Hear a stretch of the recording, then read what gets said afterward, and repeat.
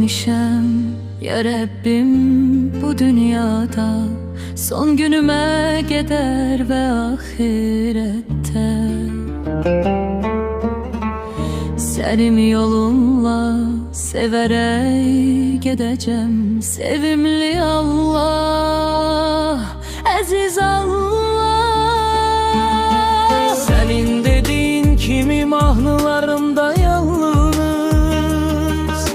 səni yazacağım, seve seve yazacağım. Yaradan sen bizi yaradan, can veren, hikmet veren, ruhumun ne kadar rahat ve xoşbəxt olduğunu gördükçe dualarım artır, çoxalır. Sən əziz olan Rəbbimsən, elhamdülillah. Ailəm üçün, qəlbim üçün, səbrim üçün, gücüm üçün, sabamlığım üçün, həyatım üçün, sağlamlığım üçün, bugünüm üçün, sevdilərim üçün, xeyirli olanlar üçün, bağışlaya bildiyim üçün, şükür edebildiyim üçün, öğrenebildiklerim için, yolumu tapabildiğim için.